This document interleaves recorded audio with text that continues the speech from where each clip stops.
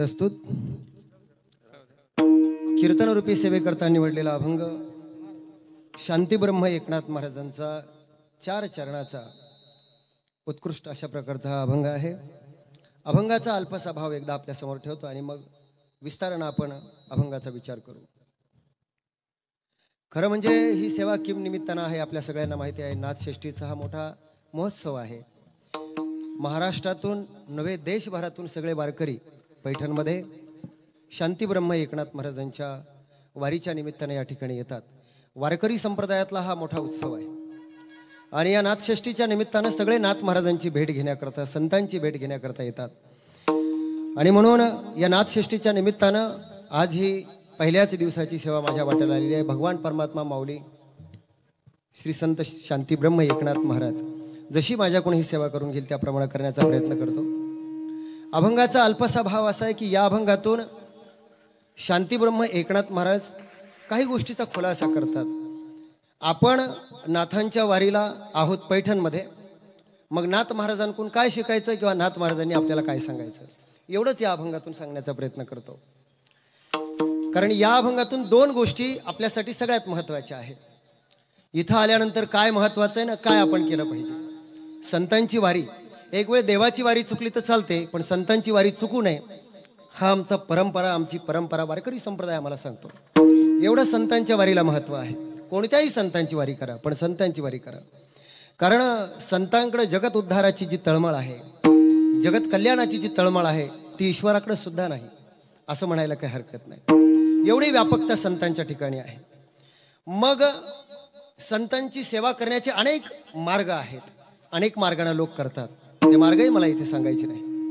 पण संतांची सेवा करत असताना किंवा संतांची सेवा करावीशी जरी वाटलं तरी कोणकोणत्या पद्धतीने सेवा केली जाते त्यातल्या एका सेवेचा संदर्भ या अभंगामध्ये एकनाथ महाराज देतात। सेवा ही इतकी सुंदर सांगतात की संत आहे आणि ते कीर्तनाला जातात। संत जाती हरी कीर्तना, संत कीर्तनाला जातात। सामान्य गोष्ट आहे, संत कीर्तनालाच जातील। पण संत कीर्तनाला जात असताना मग मी त्यामध्ये काय करू, मग माझ्या वाट्याला काय आहे। तसं एरवी साधू संतांची महाराज लोकांची सेवा करताना अलीकडच्या काळात संतांकडून किंवा महाराज लोकांकडून काय भेटेल ही अपेक्षा करताना मला वाटतं फार फार तर त्यांची गादी भेटली तर बरं होईल असा विचार करणारा वर्ग निर्माण होतो। म्हणजे मला अभंगाकडे यायचं आहे।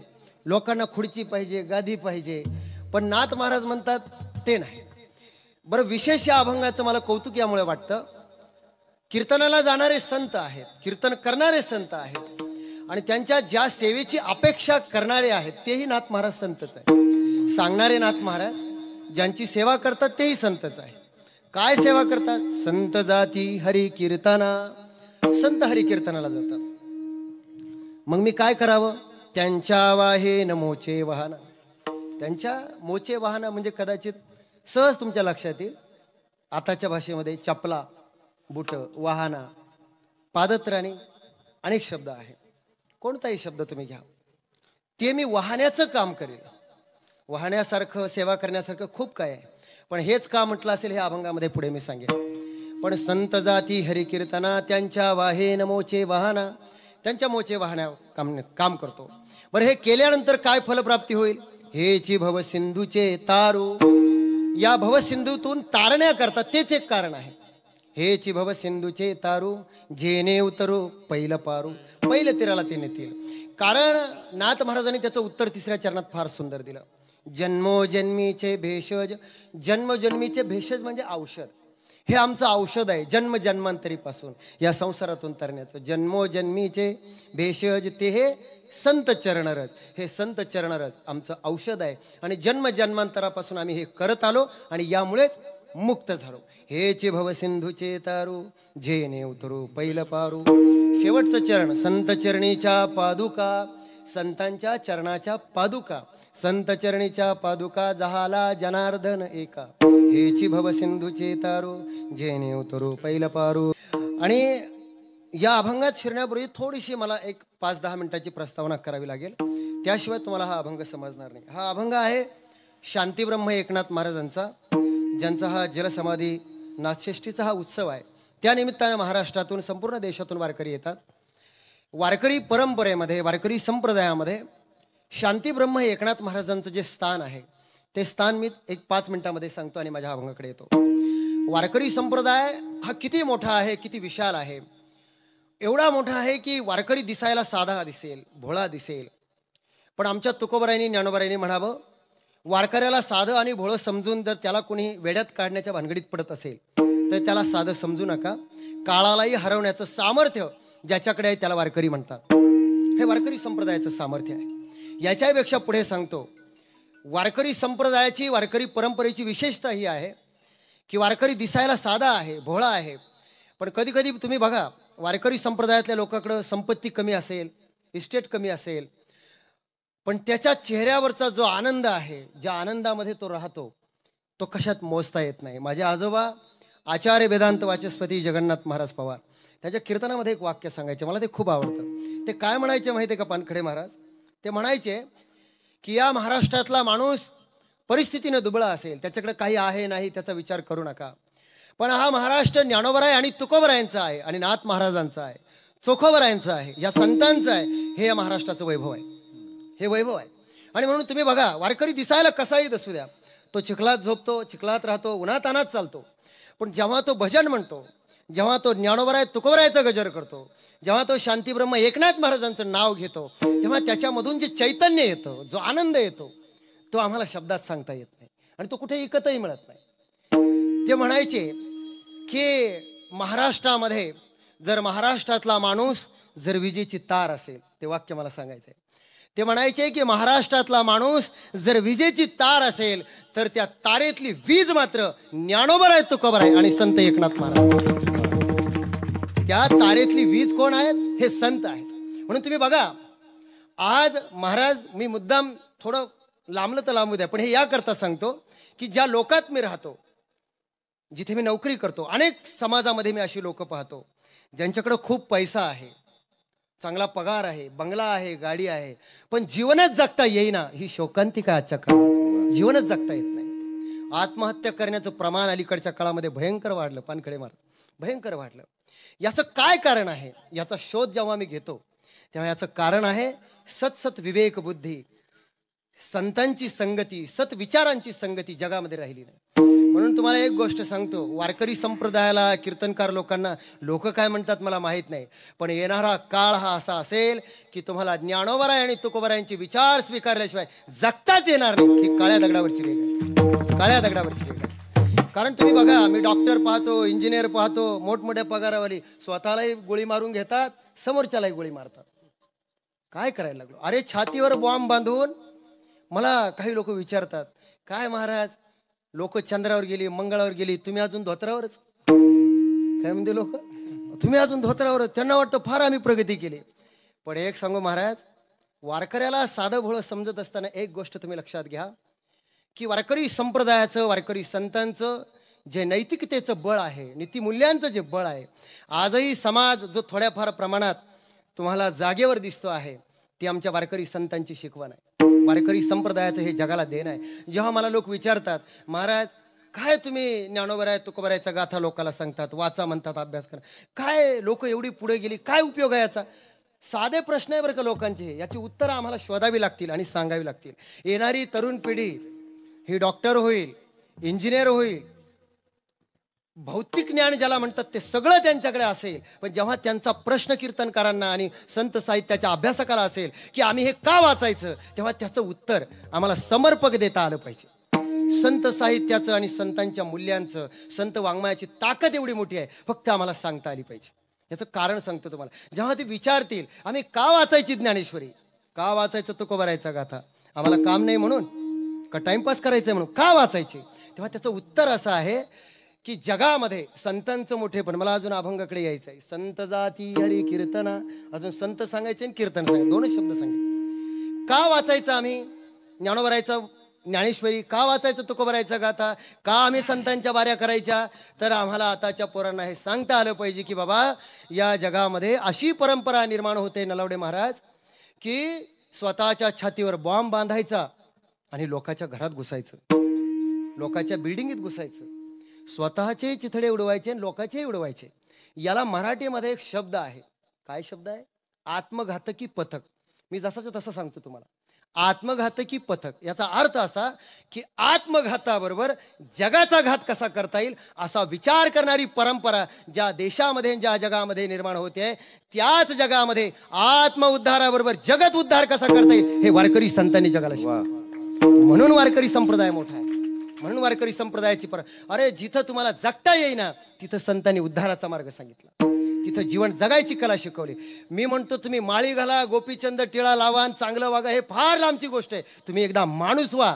जनावराच्या पुढे जगणं चाललंय माणसांचं. कोणाला आम्ही संतांचं वाङ्मय शिकवतो, कोणाला आम्ही कीर्तन, ज्यांना आई कळेना, बाप कळेना, समाज कळेना, देश कळेना, अशा लोकांना आम्ही कीर्तनं सांगतो, अशा लोकांना आम्ही प्रवचनं सांगतो.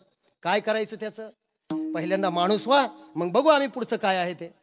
पहिल्यांदा संतांनी मानवतेला प्राधान्य दिलं. माणूस म्हणून जगायला शिका.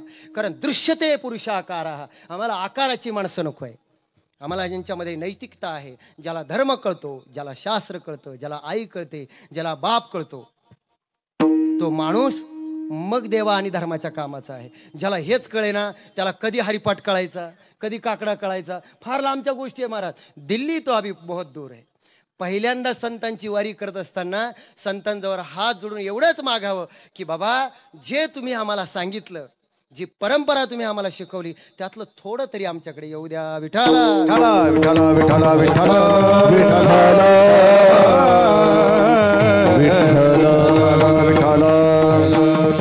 आणि या वारकरी परंपरेचं, वारकरी संप्रदायाचं वैभव तुम्हाला मी सांगतो. हा वारकरी संप्रदाय किती मोठा आहे. ज्ञानदेवे रचिला पाया, उभारिले देवालया. ज्या ठिकाणी मी शिरूरला शिकलो, शिक्षण घेत असताना आमची संत बहिणाबाई शिरूरच्या झाल्या. त्यांनी हा अभंग लिहिला. हा अभंग वाचल्याशिवाय कोणत्याही वारकरी संप्रदायातल्या माणसाला पुढे जाताच येत नाही. पुढे जाता येत नाही म्हणण्यापेक्षा नालावडे महाराज, मी गमतीने एक विनोद सांगत असतो, मुद्दाम सांगतो तुम्हाला, की बरीच लोक आपण जर त्यांना म्हटलं महाराज कीर्तन ऐकत जा, प्रवचन ऐकत जा, वारकरी व्हा, गळ्यात माळ घाला, गोपीचंद टिळा लावा, ते नाही नाही महाराज आम्हाला हे काही जमत नाही आणि आम्ही काही हे करत नाही, ते वारकरी व्हायला नकार देतात, नको म्हणतात. पण या महाराष्ट्राचं वैभव तुम्हाला सांगतो. ज्ञानोबराय तुकोबरायची परंपरा एवढी विशाल आहे, इतकी मोठी आहे की आता तुम्ही काय, तुमचा बाप जरी म्हटला की मला वारकरी व्हायचं नाही, तरी तुम्ही हो म्हणा किंवा नाही म्हणा, तुम्ही वारकरीच आहात. या भूमीत जो जन्माला आला तो वारकरी नाही असं म्हणू शकत नाही. हे मी तुम्हाला सिद्ध करून देऊ शकतो. आचार्य आत्रे असं म्हणायचे की ज्याला ज्ञानोबरायची एक जरी ओवी पाठ आहे तो वारकरी, ज्याचा जगद्गुरु तुकोबाराचा एक जरी अभंग पाठ आहे तरी तो वारकरी. वारकरी म्हणजे केवळ गंध लावला, वेशभूषा घातली म्हणजे कोणी वारकरी होतं का? आणि अजून एक गोष्ट सांगतो तुम्हाला, जर केवळ गोपीचंद टिळा लावला आणि पांढरे कपडे घातले किंवा गळ्यात माळ घातली म्हणजे कोणी वारकरी झाला, संत झाला असं जर तुम्ही समजत असाल तर तुम्हाला गंमत म्हणून सांगतो. माझा एक विद्यार्थी आहे, PSI झाला तो, मध्ये त्याची पंढरपूरला ड्युटी होती. राम महाराज, नलावडे महाराज, मस्के महाराज तुम्हाला सांगतो, त्याची पंढरपूरला ड्युटी होती. त्याने मला फोन केला, काय महाराज तुम्ही कीर्तनात गप्पा सांगता, आमचे संत असे, आमचे महाराज असे, सांगू का तुमचे महाराज कसे? फार मोठी अडचण आहे आपली महाराज, हे असं काही ऐकलं का आपल्याला अडचण होते. म्हटलं काय झालं? आता फोन आला की अडचण होते आपली. म्हटलं काय झालं? म्हटले महाराज तुम्ही ज्या परंपरेचं कौतुक करता, ज्या महाराज लोकांविषयी सांगता, आता तुम्ही माझे गुरु आहे म्हणून मला काही बोलता येत नाही. म्हटले तुमचे महाराज लोक कसे असते सांगा. म्हटले काय झाले? आम्ही पंढरपूरमध्ये जेवढे पाकिटमार आणि जेवढे चोर पकडले सगळे माळी घातलेले आणि गंध लावलेलेच. आता काय उत्तर देऊ त्याला मी? त्याचं काही चूक नाही ना, तो बरोबर काय उत्तर देऊ? पण त्याच्यावर मी त्याला एक उत्तर असं दिलं, म्हणजे हे उत्तर विचार करण्यासारखं. मी कशा करतो त्याला एक उत्तर असं दिलं, म्हटलं बरोबर आहे बाबा तुझं, जे तू पकडले त्यांनी सगळ्यांनी माळी घातले, गंध लावले, हे मला मान्य आहे. पण तुला कोणी सांगितलं ज्यांनी माळी घातले आणि ज्यांनी गंध लावले ते वारकरी आहे? हे तुला कोणी सांगितलं? मला एक गोष्ट सांगा, मी साधा प्रामाणिकपणे तुम्हाला प्रश्न विचारतो आज. एखादा पानखडे महाराज निष्ठावान एखादा निष्ठावान वारकरी जेवढा वर्षभर गंध लावतो ना, तेवढे हे चोर एका दिवसात लावून मोकळे होतात, म्हणजे ते वारकरी होतात का? नाही ना. हे आम्हाला कुठेतरी समजून घ्यावं लागेल की संतत्वाची जी भावना आहे, साधुत्वाची जी भावना आहे, वारकऱ्याची जी वृत्ती आहे ती अंतरंगातून आली पाहिजे. विठाला विठाला विठाला विठाला विठाला विठाला. मी हे कशा करता सांगत होतो की वारकरी संप्रदायामध्ये तुम्ही हो म्हणा नाही म्हणा. माझे आजोबा फार छान म्हणायचे, ते म्हणायचे की वारकरी संप्रदायाचं कसं आहे माहिती आहे का, तुम्ही हो म्हणा की नाही म्हणा तुम्ही वारकरी आहात. मुद्दाम तुम्हाला एक उदाहरण सांगतो. एकदा काय झालं, जांभळाचे दिवस होते, जांभळावरून आठवलं, आमच्या पानखडे महाराजांकडं मी पहिल्या वर्षी नवीन आलो संतपीठात. त्यांनी आम्हाला जांभळं आणले होते. यावर्षी बोलावं बरं का जांभळं आल्यावर. गंमत अशी आहे, जांभळाचे दिवस होते आणि मग एका माणसाला लहर आली बाजारातून जाताना की जांभळं खावे, आणि त्याने ते घेतले, टोकरीमध्ये जांभळं घेतले. आता घेतल्यानंतर गंमत अशी आहे की काही माणसांना असं वाटतं घरी गेल्यानंतर आपल्या वाट्याला कमी येतील. याला अप्पलपोटे लोक म्हणतात बरं का. दारं लावून आत गुलाबजामू आणि हे खाणं ही परंपरा आमची नाही. या रे लहान थोर याती भलती नारी, ही आमची परंपरा आहे. कोणी प्रत्येकाला जवळ करतो, कोणाला दूर लोटत नाही. त्या माणसानं, त्याला वाटलं घरी गेले कमी जांभळं मिळतील म्हणून त्याने रस्त्याने सुरू केले एक एक खायला. बरं, तो योगायोग असा की ती जांभळं घेत असताना त्या जांभळाच्याच आकाराचा आणि जांभळाच्याच कलरचा भुंगा, भ्रमर तसाच दिसायला, काही फरक कळाला नाही. तो त्या टोकरीमध्ये आला आणि आल्यानंतर आता ते लक्षात आलं नाही. मग याने एक एक जांभूळ खायला सुरुवात केली महाराज. आता त्या एवाना त्या भ्रमराच्या त्या भुंग्याच्या हे लक्षात आलं की आपला नंबर आता कधी लागेल काही सांगता येत नाही. तेव्हा या माणसाला सांगणं आपलं काम आहे की बाबा मी कोण नाही, जांभूळ नाही, मी कोण आहे, भुंगा आहे, मला सोडून दे, असं त्याच्या लक्षात यावं. कदाचित हा एक एक करून आपल्याला खाईल म्हणून तो भ्रमर, तो भुंगा चीर चीर चीर असा आवाज करायला लागला. आता ते आवाज करायला लागल्यानंतर त्या माणसाचं लक्ष बरोबर त्याच्याकडे गेलं. त्याने त्याला हातात उचललं आणि उचलल्याबरोबर याला वाटलं याच्या अजून लक्षात आलंच नाही म्हणून तो मोठमोठ्याने आवाज करायला लागला, चिर चिर. आता तो चिरचिर आवाज ऐकल्याबरोबर तो माणूस काय म्हणतो, हे बघ तू भ्रमर आहेस, तू भुंगा आहे, एव्हाना हे माझ्या लक्षात आलंय, हे माझ्या लक्षात आलंय आणि तू का असं ओरडतोय हेही माझ्या लक्षात आलंय की मी तुला सोडून द्यावं म्हणून तू ओरडतोय. तुला सोडूनही दिलं असतं पण त्याचं झालं असं की तू आलायस आता वजनात.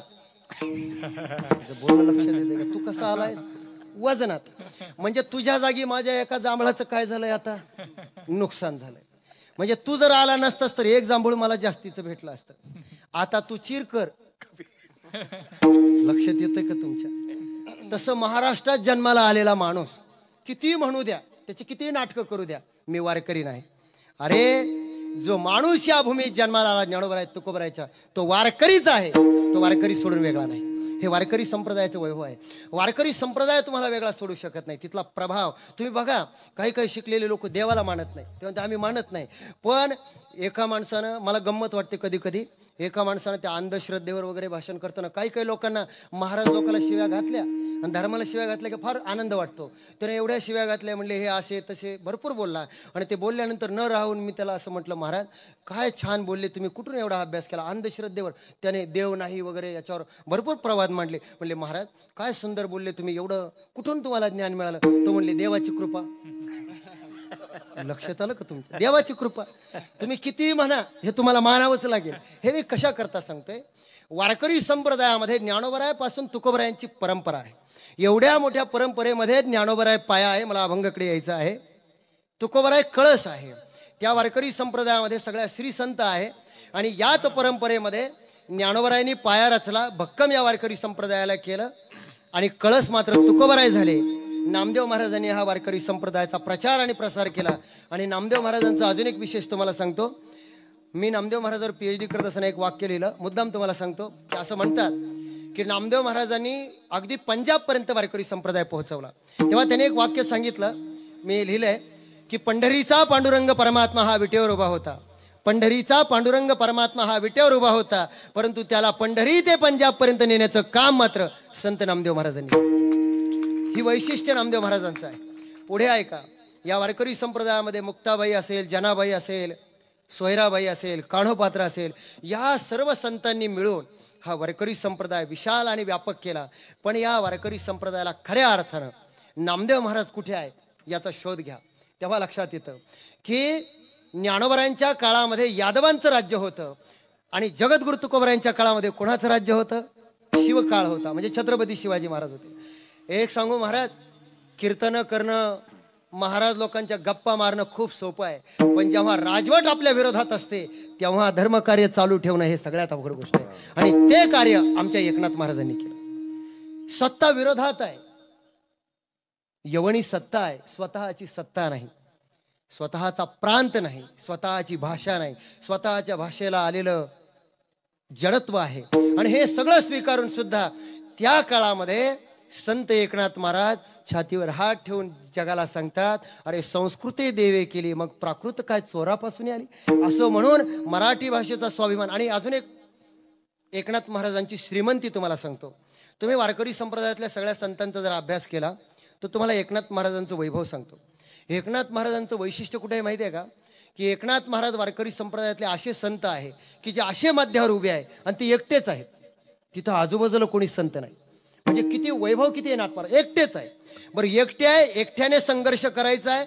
आणि वाङ्मय बघा, ज्ञानोबरायांनी ओव्या लिहिल्या, तुकोबरायांनी अभंग लिहिले, पण तुम्ही सांगा संत एकनाथ महाराजांनी वारकरी संप्रदायामध्ये किंवा संत साहित्यामध्ये कोणता असा रचना प्रकार आहे हो जो हाताळला नाही? तुम्ही सांगा कोणता रचना प्रकार आहे? भावार्थ रामायण लिहिलं, रुक्मिणी स्वयंवर लिहिलं, सर्वसामान्य करता हरिमुखी गाता हर परी चिंता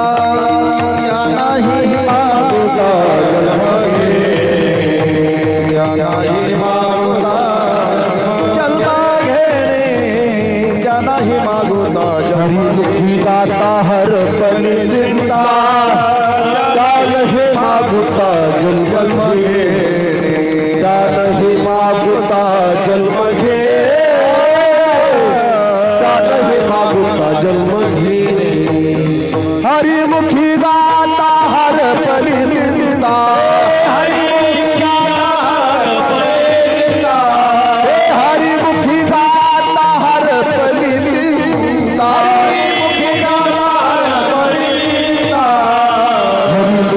गाता हर पल चिंता जान हे मागुता जन्म घे, जान हे मागुता जन्म घे, जान हे मागुता जन्म घे. गाता हर पल चिंता जान हे मागुता जन्म घे, जान हे मागुता जन्म घे, जान हे मागुता जन्म घे. शांती ब्रह्म एकनाथ महाराजांचा जेव्हा आपण अभ्यास करतो तेव्हा एक गोष्ट लक्षात येते की किती वेगवेगळ्या प्रकारामध्ये रचना एकनाथ महाराजांनी केली. इतक्या ओव्या लिहिल्या, इतके अभंग लिहिले.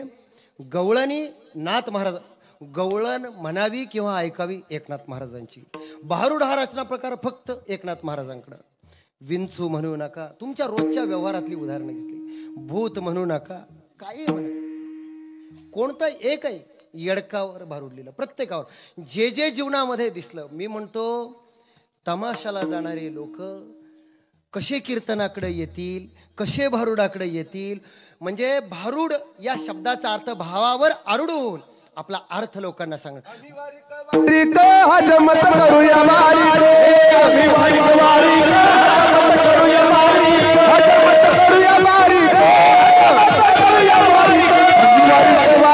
हजमत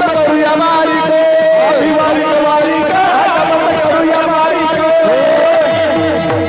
विवेकानं दर्पण लावू, वैराग्याचा चिमटा हालू, काम क्रोध नखे काढू, अहंकाराच्या बगल्या झाडू.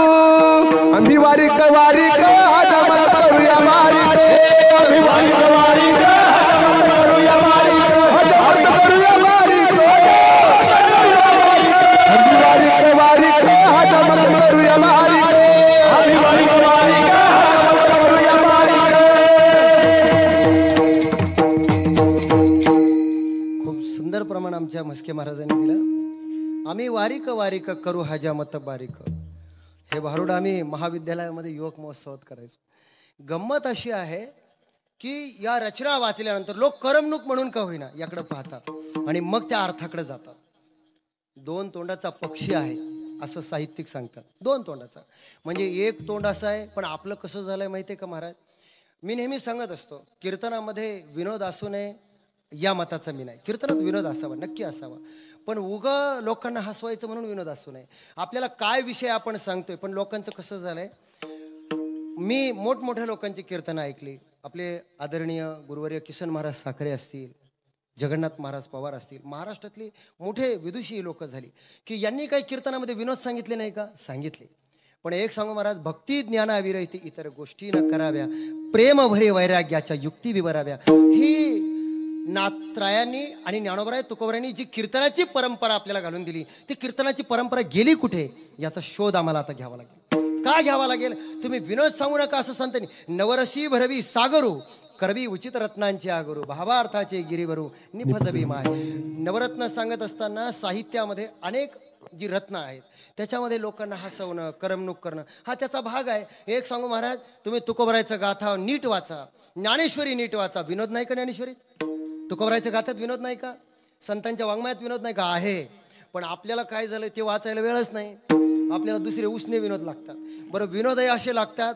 एक सांगू महाराज, ही संतांची परंपरा, संतांची गादी इतकी पवित्र आहे की मी तुम्हाला सांगण्या इतपत मोठा नाही, पण फक्त एवढंच सांगतो की या गादीवर माणसानं बोलत असताना असं बोलावं की जे ऐकल्यानंतर माणसाला भक्ती करावीशी वाटावी, वैराग्य उत्पन्न व्हावं, मनोरंजन होईल, तो याच्यातला एक भाग आहे. पण मनोरंजन करता करता लोकांच्या डोळ्यात अंजनही कसं घालता येईल हे ज्या कीर्तनकाराला जमलं, मला वाटतं संतांची परंपरा त्याने जपली, संतांची परंपरा त्याने ओळखली.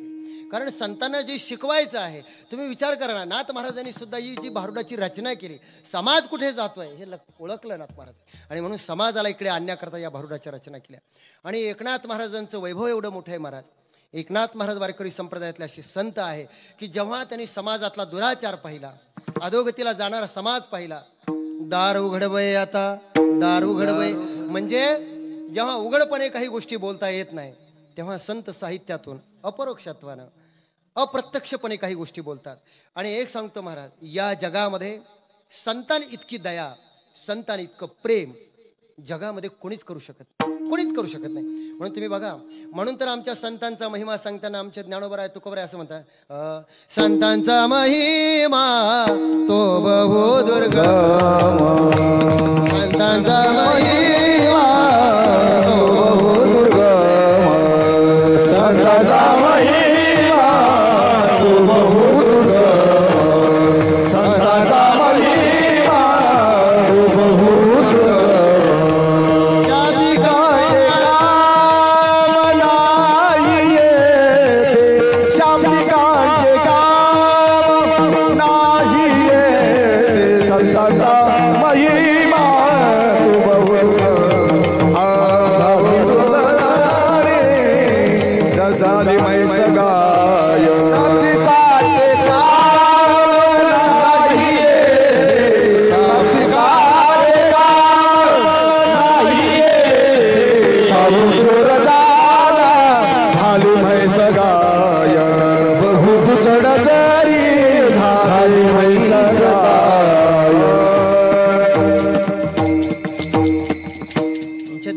तुकोबराय सगळ्या संतांनी म्हणावं, संतांचा महिमा तो बहुदुर्गम, शाब्दिकाचे काम नाही. शब्दाने संतांचं वर्णन होऊ शकतं का? शब्द कशातले? लौकिकातले. शब्द कशातले? लौकिकातले. संतांचं जीवन अलौकिकातलं. लौकिक शब्दाने अलौकिक संतांचं वर्णन कसं होऊ शकतं? एक सांगू महाराज, या जगामध्ये संतान इतकं प्रेम, संतान इतकी दया कोणाला करता येणार नाही, कोणी करूही शकत नाही. ज्या ज्ञानोबरायांनी आयुष्यभर ज्या आळंदीमध्ये भिक्षा मागितली, त्या आळंदीमधल्या लोकांनी कधी ज्ञानोबरायाच्या झोळीमध्ये मूठभर पीठ सुद्धा टाकलं नाही. ऐका बरं माझं बोल, मूठभर पीठ सुद्धा टाकलं नाही. पण त्याच झोळीमध्ये जर कोणी पीठ टाकलंच असेल तर त्याच झोळीमध्ये शेण टाकायला हे लोक विसरले नाही. म्हणून ज्ञानोबरायांनी शाप दिला त्यांना कधी नाही. जेव्हा पसायदान लिहिलं ना, आता विश्वात्मके देवे येणे वाग यज्ञ तोषावे तोषो निमज द्यावे पसायदान, त्या लोकांची आठवण आहे पहिल्यांदा ज्यांनी त्रास दिला. अजून एक वाक्य सांगतो, संतांनी किती मोठं व्हावं या जगामध्ये, किती मोठं व्हावं याच्यापेक्षा संतांनी मोठेपणाची सीमाच ओलांडली. अहो महाराज, ज्ञानोबरायला या जगाने एवढा त्रास दिला, मांडा भाजायला खापर सुद्धा दिलं नाही. आळंदीच्या लोकांना मांडा भाजायला खापर दिलं नाही. बरं, वैशिष्ट्य आहे की ज्ञानोबरायला एवढा त्रास दिला, एक वाक्य माझं ऐका, एवढा त्रास दिला की या जगामुळे ज्ञानोबरायचे आईबाप गेले. माझं बोलणं नीट ऐका, या जगामुळे ज्ञानोबरायचे आईबाप गेले. पण ज्या जगामुळे ज्ञानोबरायचे आईबाप गेले, त्या जगाची आई मात्र ज्ञानोबराय झाले. यापेक्षा संतांनी काय द्यावं जगाला? एवढी दया जगामध्ये संत सोडून कोणाकडे नाही. तुम्ही बघा, अहो पुढे चला महाराज, आणि जगामध्ये संतांचं वर्ग जगाच्या पाठीवर कोणत्याही कोपऱ्यात असं बरं का, माझं बोलणं नीट आहे का, संतांना जात नसते, पंथ नसतो, पण आपल्या डोक्यात अलीकडच्या काळात ते जातीचं वारं कुठून घुसलं काय माहिती. आपण ते देवारेच केले, वेगवेगळे देवारे केले की हे तुमचे, हे आमचे, मग यांची पुण्यतिथी कोणी करायची, त्यांची पुण्यतिथी. मी नेहमी सांगत असतो, आपण तर भिकारी आहोतच बुद्धीनं, यात काही शंकाच नाही, पण आपण भिकारी आहोत, आपली भिकारी बुद्धी संतांना कशा करता लावता. अरे संत मोठे आहेत, त्यांना मोठं राहू द्या. आणि माझे आजोबा म्हणायचे की मोठ्या माणसांचं मोठेपण कशामध्ये माहिती आहे, मोठ्या माणसांचं मोठेपण तुम्ही सांगूच नका, तुम्हाला ते सांगता येणार नाही. मोठ्या माणसांचं मोठेपण जर आबाधित ठेवायचं असेल तर मोठे माणसं आमचे आहेत असं कधी म्हणायचं नाही. माझं बोलणं नीट आहे का, आमचे आहे असं म्हणायचं नाही, आम्ही त्यांचे आहोत असं म्हणा. माझं बोलणं लक्षात नाही आलं अजून, सोपं सांगतो. गुरुच्या बाबतीत शिष्याने काय म्हणावं, गुरु माझा कमी गुरुचा, खूप सोपं विचारतो. मला सांगायचं तुम्हाला संतांचं मोठेपण, संतांचं आपण होऊन राहिलं पाहिजे. काय म्हणायचं, गुरु माझे कमी गुरुचा, मी गुरुचा. ज्ञानदेव म्हणे मी निवृत्तीचा दास, मी त्यांचा दास आहे. बरं जाऊ द्या, हे अवघड होत असेल, अजून सोपं सांगतो. बापाच्या बाबतीत मुलानं काय म्हणावं, नलवडे महाराज काय म्हणावं मुलानं, बाप माझा कमी त्यांचा. अलीकडचं वारं वेगळं आहे. आम्हाला महाराज लोकांना चहा प्यायला लोक घरी नेतात आणि ते काय म्हणतात, महाराज तुम्हाला माहिती आहे का. म्हणलं काय झालं, 4 वर्ष झाले आईबाप माझ्यात राहतात. आता काय ढेकळं सांगू याला कीर्तन, लक्षात येतंय तुम्हाला बोलणं. जी लोक असं म्हणतात आईबाप माझ्यात राहतात, एक सांगू, माझ्या कीर्तनात काही नाही लक्षात राहिलं चालेल, संत वाङ्मयाचं मर्म सांगतो तुम्हाला. आपल्या घरी जर उद्या कोणी पाहुणा आला ना, तर वाक्य थोडं बदलायचं. असं कधीच म्हणायचं नाही आईबाप माझ्यात राहतात, मी आईबापात राहतो. मरेपर्यंत माणूस आईबापात राहतो, आईबाप आपल्यात नाही राहत. तसं जाऊ द्या, हे अवघड होत असेल, अजून सोपं विचारू का याच्यापेक्षा. माता मावल्या बसलेल्या आहेत त्यांना विचारतो. नवऱ्याच्या बाबतीत बायकोने काय म्हणावं बरं, ते माझे कमी त्यांची. आता अवघड नाही विचारलं, एकदम सोपं विचारलं. नवरा पती, ते माझे कमी त्यांची. लग्न झालंय ना सगळ्यांचं, सोपं विचारतोय, ते माझे कमी त्यांची. अलीकडचं वारं वेगळं आहे नलवडे महाराज, मी त्यांची नाही ते माझे. चांगलं मराठी कळतं तुम्हाला, अजून पुढे ऐका. ते माझे, नुसते माझे नाही, माझे च लावा पुढे.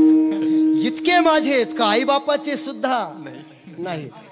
हे असं सुरू झालंय आपलं, आणि अशांना आम्ही परमार्थ शिकवायचा. अहो महाराज, अलीकडे एक माणूस, मस्के महाराज, राम महाराज तुम्हाला सांगतो, एक माणूस मला घरी लग्नाची पत्रिका घेऊन आला. पानखडे महाराज, संत वाङ्मयावर बोलतोय मी, पत्रिका घेऊन आला.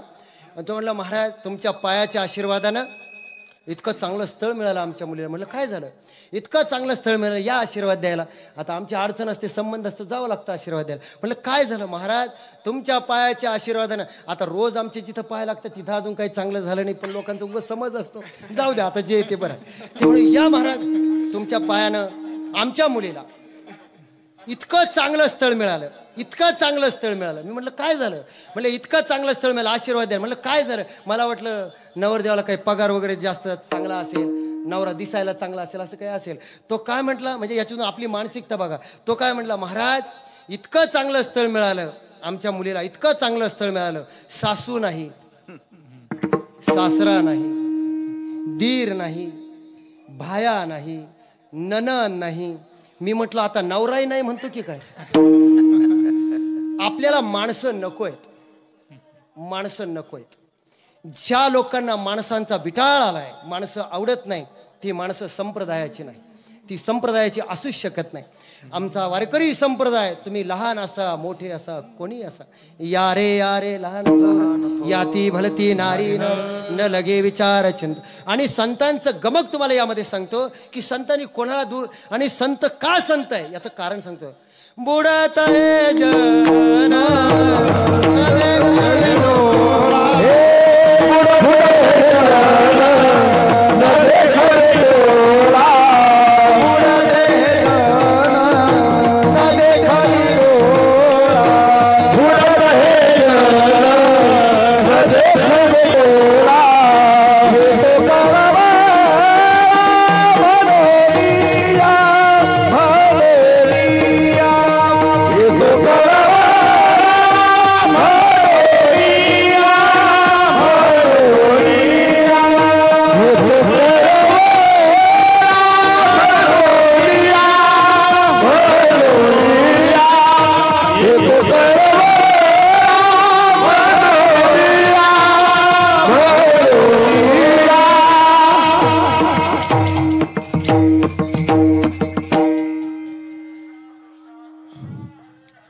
वारीमध्ये कीर्तन होतं माझं सोहळ्यामध्ये.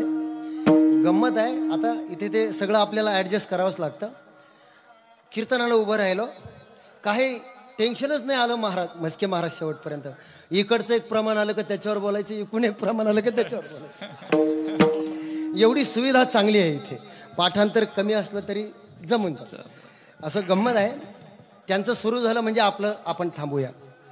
फक्त एक 9 वाजेपर्यंत कीर्तन सेवा आपली समाप्त करून घेऊ, कारण सेवा महत्त्वाची आहे. बुडत हे जन न देखवे डोळा. मला वाटतं लहानपणापासून जेव्हा आमच्या गावामध्ये सप्ताह व्हायचा, मी कीर्तन ऐकायचो. लहानपणापासून मला हे उदाहरण खूप आवडतं. मुद्दाम सांगतो की संत वाङ्मयाचं विशेष काय तुम्ही ऐकलेलं आहे. 2च वाक्यात सांगतो. विंचू पाण्यात पडत होता, साधू उचलत होता. आपण ऐकलेलं आहे. शहाण्या माणसाने सांगितलं, महाराज तो तुम्हाला ठाक्या मारतोय, चावा घेतोय, जाऊ द्या ना, मरू द्या ना. संतांची वृत्ती बघा काय. साधूने दिलेलं उत्तर खूप सुंदर आहे. किती ग्रॅमचा तो विंचू आहे, एवढ्या किती ग्रॅमचा तो विंचू, एवढ्या त्याचं वजन खूप कमी, पण एवढ्या काही ग्रॅमचा तो विंचू त्याचा स्वभाव सोडत नाही, ठाक्या मारण्याचा, चावा घेण्याचा. जर जगामध्ये वाईट काम करणारी दृष्ट प्रवृत्तीची माणसं, जर त्यांचं छळ करणं, जगाला त्रास देणं हे जर सोडत नसेल, तर आमचे ज्ञानोबर आहेत, तुकोबर आहे म्हणतात, जगावर परोपकार करणं, जगावर दया करणं, प्रेम करणं हा आमचा स्वभाव तरी आम्ही का म्हणून सोडावा. ही संतांची वृत्ती आहे. म्हणून संतांना, तुम्ही संत माय बाप कृपावंत, कायमी पतित कीर्तिवानो. बरं, एवढी दया आहे संतांकडे, एवढी दया आहे की त्या संतांच्या दयेला काही सीमाच नाही. शेवटचं उदाहरण सांगतो याकरता की शांती ब्रह्म एकनाथ महाराजांच्या भूमीमध्ये आपण आहोत. किती दया होती बरं एकनाथ महाराजांकडं. एवढी दया, एवढं प्रेम केलं नाथ महाराजांनी समाजावर. एवढं वाङ्मय संपदा निर्माण केली. आणि निर्माण करत असताना असं म्हणतात की नाथ महाराजांच्या जीवनामध्ये खूप साऱ्या घटना आहे. आपण एक घटना जरी सांगायला लागलो तरी वेळ पुरणार नाही. पण एक घटना मला खूप आवडते, तेवढी सांगतो की गोदावरीतून एकनाथ महाराजांनी स्नान करावं आणि वरती यावं. आल्याबरोबर तुम्हाला माहिती आहे की तिथे आजही तो ओटा आहे की ज्या ठिकाणी यवन एकनाथ महाराजांच्या अंगावर थुंकला. लोक म्हणतात, महाराज खरं हा तोच ओटा आहे का, आणि खरं असे थुंकणारे लोक होते का. मी म्हटलं होते. मी त्यांना म्हटलं, आताही असे ओटे गावोगाव आहेच की. माझं बोलणं, आताही असे ओटे आहेत की गावोगाव. फक्त एवढंच आहे की त्याचं जे हेड ऑफिस होतं ते पैठणला इथे होतं. इथं तो मेन माणूस होता. आणि मला वाटतं अजूनही त्यांची गादी चालवणारे लोक आहेच की, फक्त ते दिसत नाही, एवढाच फरक आहे. तर ते माणूस थुंकायचा, त्याच्या मागचा सगळा इतिहास सांगत बसत नाही. एवढं सूर्यासारखं तेज एकनाथ महाराजांचं. असं म्हणतात, शास्त्रकार वर्णन करतात की नाथ महाराज चालायला लागलं की असं वाटायचं सूर्यासारखं तेज, की असं चमकणारा देह, आणि अशा देहावर तो यवन थुंकायचा. काही बोलायला पाहिजे होतं नाथ महाराजांनी, काहीच बोलले नाही. नलावडे महाराज, मला कधी कधी ही घटना सांगताना कौतुक वाटतं, म्हणजे गंमत वाटते नाथ महाराजांची, की नाथ महाराजांच्या अंगावर तो यवन थुंकत होता. नाथ महाराज काहीच बोलत नव्हते. आता महाराज लोकांना इतके चांगले दिवस आले की आमच्या अंगावर कोणी थुंकत नाही, आता थुंकत नाही. चांगले दिवस आले. लोक म्हणतात, महाराज तुम्ही येणार जेवायला, तारीख घेतली 1 महिना आधी, तुम्हाला स्वयंपाक काय करायचा, घरी बायकोही पाणी वेळेवर देते की, हा कंसातला प्रश्न आहे. पण लोक एवढा आदर करतात, प्रेम करतात, एवढं प्रेम करतात. महाराज काय पाहिजे तुम्हाला, एवढं प्रेम करतात. बरं, आपण जर कोणाच्या घरी गेलं ना, लोक म्हणतात, महाराज काय पाहिजे तुम्हाला, एवढं सगळं देतात. मी म्हणत असतो, लोक जर आपल्याला ज्ञानोबर आहे, तुकोबर आहे समजतात, तर आपली सुद्धा जबाबदारी आहे की संतांनी जे चारित्र्य आपल्याला निर्माण करून दिलं ते आपण जपलं पाहिजे. एक अभंग कमी पाठ करा, स्वर जाऊ द्या, तुम्हाला कमी येऊ द्या, पण आयुष्यभर असं जगा की जो संतांनी मार्ग दाखवला त्या मार्गावरून आपल्याला चालता आलं पाहिजे. एक सांगू महाराज, मार्ग दावून गेले आधी, मार्ग दावून गेले आधी, मार्ग दावून गेले आधी, मार्ग दावून गेले आधी.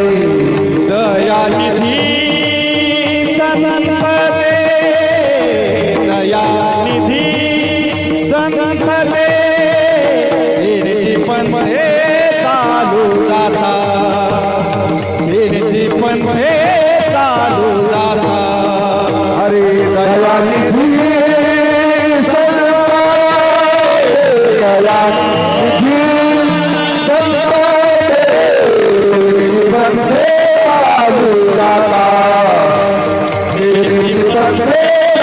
आता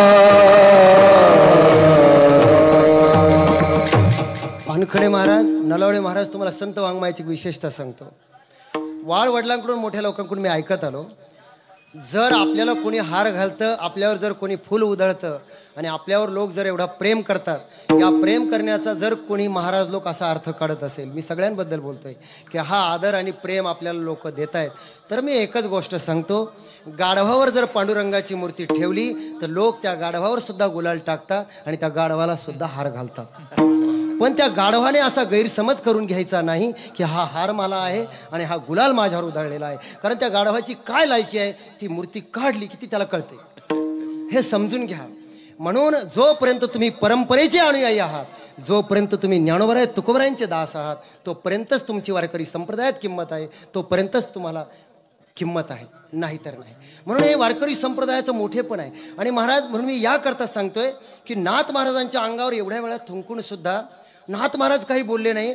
आम्हाला लोक एवढा आदर एवढा प्रेम देतात, आमच्या अंगावर कोणी थुंकत नाही. पण नलावडे महाराज जर समजा उदाहरणार्थ असं सांगतोय, XYZ एखादा माणूस थुंकला, बाजूला थुंकला आणि वाऱ्याने 2-4 शिंतोडे, आता आमचं धोतर म्हणजे काठाचं असतं, पांढरं शुभ्र बगळ्यासारखा पोशाख, एवढा पांढरा शुभ्र असतो की त्याच्यावर एवढासा डाग सुद्धा सहन होत नाही. बरं 2-4 शिंतोडे जर उडालेच समजा धोतरावर, तर तुम्हाला सांगतो एवढी तळपायाची आग मस्तकाला जाते. आताच्या महाराज लोकांनी शाप दिलेले लोक मरत नाही म्हणून बरं आहे, नाही तर किती मेले असते हे कीर्तनात नाही सांगत तुम्हाला. अशी परिस्थिती आहे. ज्यांना आम्ही साधू म्हणतो, ज्यांना महंत म्हणतो, अरे संत वाङ्मयाचं थोडं तर येऊ द्या आपल्यामध्ये. अहो महाराज, आम्ही जेव्हा नवीन इथे आलो पैठणमध्ये, मुद्दाम कोणाचं नाव घेऊन नाही सांगणार, ते आतल्या वाड्यामध्ये नाथ महाराजांचं जुनं मंदिर आहे. आम्ही दर्शनाला गेलो, आम्ही पॅन्ट शर्टवर होतो, त्यांना काय माहिती. आता ते गेलो दर्शनाला, भोळ्या भावाने गेलो दर्शनाला, गेलो मध्ये कोण महाराज होते माहीत नाही, आणि माहीत असतं तरी नाव कशाला सांगू, फक्त सांगतो तो महाराज एवढे रागवले आमच्यावर, तुमच्यासारख्या लोकांमुळे वारकरी संप्रदायाचं असं झालं तसं झालं तसं झालं, हेच तर तुम्हाला कळत नाही. डायरेक्ट देवाऱ्यात आले, असं झालं तसं झालं. म्हणलं आमच्यामुळं काहीच नाही झालं, जे झालंय ते तुमच्यामुळं झालं, आम्ही काहीच नाही केलं. एक सांगू महाराज, वारकरी संप्रदायामध्ये आम्ही कुठे जर कीर्तनाला गेलो ना, मस्के महाराज, रामा एवढे टाळकरी यांना सुद्धा अनुभव आहे, आम्ही कुठे जर कीर्तनाला गेलो ना, कीर्तनाच्या आधी 10 मिनिटं चहा प्यायला गेलो की त्यांचं प्रवचन ऐकावं लागतं. 4च टाळकरी असतात गावात. महाराज, वारकरी संप्रदायाचं काही खरं राहिलं. मी म्हटलं झालं काय महाराज, वारकरी संप्रदायाचं काहीच खरं राहिलं. मला झालं काय महाराज, आम्ही एवढे 4च टाळकरी राहिलो आणि आम्ही गेलो तर कसं होईल. मी म्हटलं तुम्ही निघा, सगळं व्यवस्थित होईल, तुम्ही निघा, तुमच्या वाचून काय.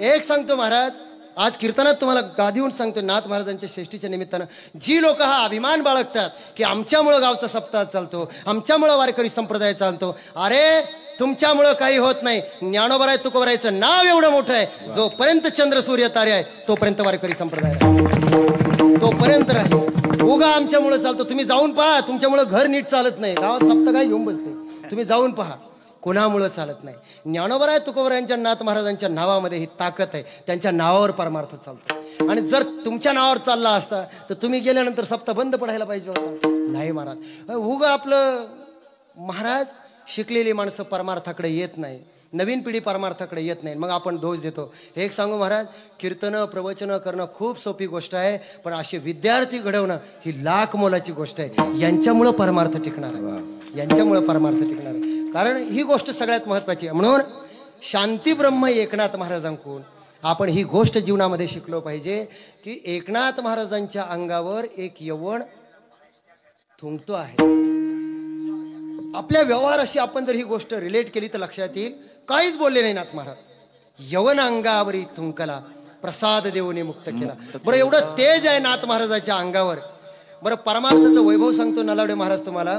परमार्थ करणारा माणूस, पानखडे महाराज, परमार्थ करणारा माणूस असं म्हणतात बरं का, आणि तुम्ही अनुभव घेऊन पहा. जी माणसं वारकरी आहेत, परमार्थिक आहेत, परमार्थ करणारा माणूस जसा जसा उतार वयाकडे जातो, म्हातारपणाकडे जातो ना, त्याचं तेज वाढत जातं, त्याच्या चेहऱ्यावरचं तेज वाढत जातो, तो चमकत जातो, चकाकी वाढत जाते, कारण हे परमार्थाचं वैभव असतं. परमार्थ करणारा माणूस जसा जसा म्हातारा होत जातो तसा तसा तो चमकत जातो. पण संसारातला माणूस, प्रपंचातला माणूस जसा म्हातारा होतो ना तसा तसा तो चमकत नाही, त्याच्या चमका निघतात गुडघ्यातून, पायातून, कमरेतून, कारण आयुष्यभर लोकांना एवढा त्रास दिलेला असतो. सोपं आहे का? लोक म्हणतात महाराज नरक नरक, काहीच नाही, सगळं इथेच आहे, तुम्ही काळजी करू नका, सगळं इथेच आहे. हे कशा करता? संतांनी सांगितलं फार, म्हणजे तुम्ही काय मोठमोठे यज्ञ केले पाहिजे, मोठमोठ्या गोष्टी केल्या पाहिजे, हे संतांनी कुठे शिकवलंच नाही. जो तुम्ही रोज नित्याचा व्यवहार करता आहात, तो व्यवहार तया सर्वात्मका ईश्वरा स्वकर्म कुसुमाची विरा पूजा केली होय अपारा तोषा लागी. स्वतःच्या वाट्याला आलेलं कर्म हीच ईश्वराची पूजा म्हणून करा. अरे ज्या गंगेमध्ये आई म्हणून माता म्हणून आपण स्नान करतो, त्याच गंगेमध्ये साऱ्या मुलखाची घाण नेऊन टाकतो आपण, लाज कशी वाटत नाही आपल्याला, आणि आपण लोकांना परमार्थ शिकवतो. या गोष्टी का बोलणं गरजेचं आहे? अहो, ज्या प्रदेशामध्ये तुम्ही कधीतरी जाऊन पहा, जे लोक नदीला आई म्हणत नाही पण आईपेक्षाही मोठा दर्जा देतात आणि त्या नदीची काळजी वाहतात. खरं सांगा महाराज, आज प्रामाणिकपणे विचार करा, आपल्या ज्या नदीला आपण आई म्हणतो, पाय तरी धुवावेसे वाटतात का? काय वागायला लागलो आपण आणि कुठे आपण घेऊन चाललो?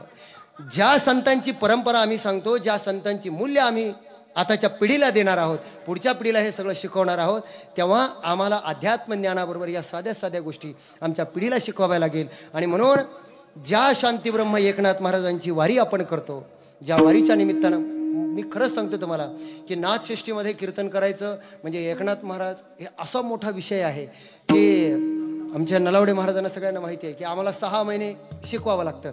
त्यामुळे हे सगळं एका कीर्तनामध्ये सांगणं शक्य नाही, पण जेवढं सेवा म्हणून मला करता आली तेवढं करण्याचा प्रयत्न केला. कीर्तनाची वेळही जवळजवळ संपत आली, पण मला वाटतं शांतीब्रह्म एकनाथ महाराजांची वारी करत असताना या षष्ठीचं सगळ्यात महत्त्व काय आहे? तर महत्त्व हे आहे की या दिवशी शांतीब्रह्म एकनाथ महाराजांच्या गुरुचा जन्म आहे. तो याच दिवशी शांतीब्रह्म एकनाथ महाराजांना म्हणजे जनार्दन स्वामींना दत्तात्रयाचं दर्शन झालं. याच दिवशी दत्तात्रयांच्या कृपेनं एकनाथ महाराजांना सुद्धा दत्तात्रयांचं दर्शन झालं. याच दिवशी जनार्दन स्वामींची आणि एकनाथ महाराजांची भेट सुद्धा झाली. याच दिवशी शांतीब्रह्म एकनाथ महाराजांचा अवतीर्ण काल आणि याच दिवशी शांतीब्रह्म एकनाथ महाराजांचा समाधी काल. अशा 6 अंगानं जो योग जुळून आला म्हणून एकनाथ षष्ठी. आणि अशा या एकनाथ षष्ठीच्या निमित्तानं मला वाटतं शांतीब्रह्म एकनाथ महाराजांची वारी करत असताना आपण शांतीब्रह्म एकनाथ महाराजांना त्यांची शांती मागावी. शांतीब्रह्म एकनाथ महाराजांना वारकरी संप्रदायामध्ये आम्ही वावरत असताना ज्या साध्या साध्या गोष्टी आमच्या जीवनामध्ये आहे त्या आम्ही पाळाव्या. जोपर्यंत आपण जीवन जगत आहोत तोपर्यंत असं जीवन जगावं. मला वाटतं महात्मा गांधीजींचं एक वाक्य फार छान आहे, पण लक्षात ठेवा, ते असं म्हणायचे की जोपर्यंत आपण जगत आहोत तोपर्यंत सगळं जगत आपलं आहे असं म्हणून जगा. ज्या दिवशी मरू त्या दिवशी आपलं काहीच नाही असं म्हणून जगा, म्हणजे जीवन सुंदर होतं. आणि असं जीवन संत वाङ्मय आणि संत परंपरा आपल्याला शिकवते. म्हणून शांतीब्रह्म एकनाथ महाराज जे वारकरी संप्रदायाचे खांब आहे, जनार्दन एकनाथ खांब दिला भागवत. आणि असे एकनाथ महाराज अभंगाच्या पहिल्या चरणात संतांच्या सेवेचं संत जाती हरी कीर्तना, संत जाती हरी कीर्तना, संत जाती हरी कीर्तना, संत जाती हरी कीर्तना, संत जाती हरी कीर्तना, संत जाती हरी कीर्तना, संत जाती हरी कीर्तना, संत जाती हरी कीर्तना. त्यांच्या वाहीन मोचे वाहन, त्यांच्या वाहीन मोचे वाहन, त्यांच्या वाहीन मोचे वाहन, त्यांच्या वाहीन मोचे वाहन. हेची भव सिंधुचे तारो, हेची भव सिंधुचे तारो, हेची भव सिंधुचे तारो, हेची भव सिंधुचे तारो.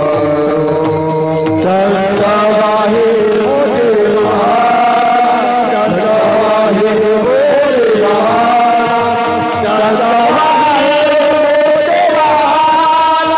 त्यांच्या वाहीन मोचे वाहन, त्यांच्या वाहीन मोचे वाहन. हेची भव सिंधुचे तारो,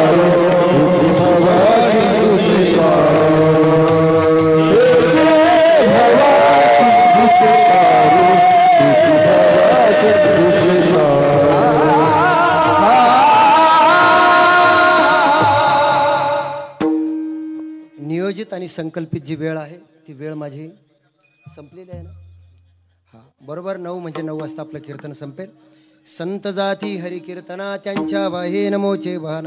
यातले 2 शब्द, एक संत आहे आणि जाणारे हरिकीर्तनाला आहे.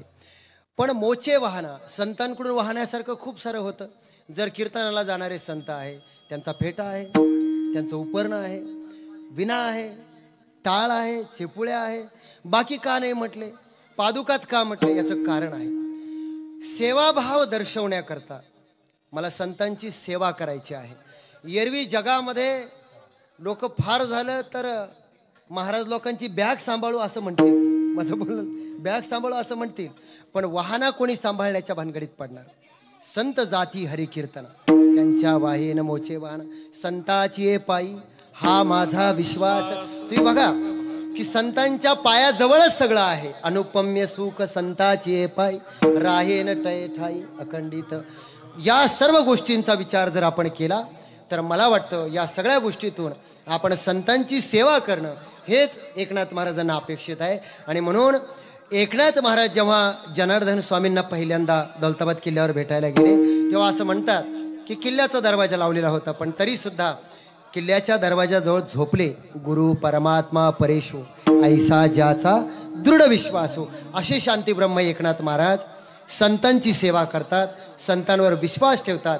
आणि तुम्ही आम्हीही तेवढा विश्वास संतांवर ठेवला पाहिजे असा भाव या कीर्तनाच्या निमित्तानं व्यक्त करतो.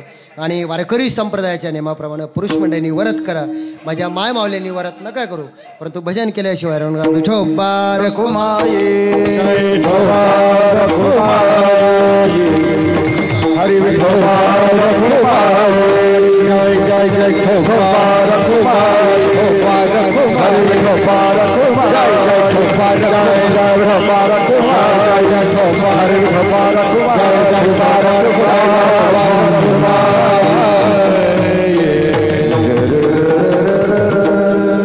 झालेली सेवा जशी करता आली त्याप्रमाणे करण्याचा प्रयत्न केला. खरं म्हणजे सगळी महाराज मंडळी आहे, यांच्या रजकणालाही न शोभणारा मी खूप सामान्य माणूस आहे, पण तुम्ही ही सेवा माझ्याकडे दिली. माऊलींनी एकनाथ महाराजांनी जशी माझ्याकडून करून घेतली त्याप्रमाणे करण्याचा प्रयत्न केला. संत जाती हरिकीर्तना त्यांच्या वाहेन मोचे वाहना हे जिभव सिंधूचे तारू जैने अवतरू पहिलं पारू. म्हणून तुकोबराय ज्ञानोबराय आधी करून संत सांगतात, संतांच्या जवळ जरी आपण राहिलो तरी ते संगतीला, नुसती संगती सुद्धा उद्धाराला कारण होते. कारण संतांची गुरुची संगती ही जीवनामध्ये अत्यंत महत्त्वाची आहे. कारण जिथे देव असं म्हणतो उद्धरेद आत्मनात मानव, जर देव म्हणतो की गुरुचा संग केल्याशिवाय, गुरुची कृपा झाल्याशिवाय माणसाचा जीवनात उद्धार होऊ शकत नाही. अलीकडे आम्ही काही महाराज लोकांना जरी विचारलं की सवय असते, कोणी भेटलं की महाराज तुम्ही कोणाकडे शिकले, ते म्हणतात महाराज आम्हाला काही गुरुची गरज नाही, आम्ही घरच्या घरीच शिकलो आणि आमच्यापासूनच परंपरा सुरू झाली. आता ज्यांची परंपराच त्यांच्यापासून सुरू झाली समजायचं यांच्यापासूनच संपणार आहे. परंपराच तेवढी मोठी असते त्यांची. अहो महाराज जी लोक सांगतात आमच्यापासून सुरू झाली, हे काय ज्ञानोबा आहे तुकोबराय वेडे होते का? ना आदि गुरु शंकरा लागून शिष्य परंपरा बोधाचा हा संसारा जहाला अमृते. लोकांना म्हणजे तुम्हाला सांगतो गुरुही असे पाहिजे.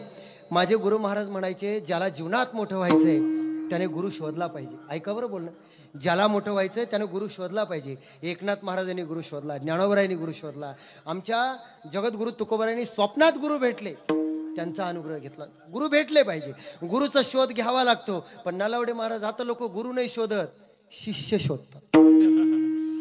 पाय दाबायला, बॅगा उचलायला शिष्य पाहिजे. म्हणून आपली ही अवस्था चालली आहे सध्या सगळी.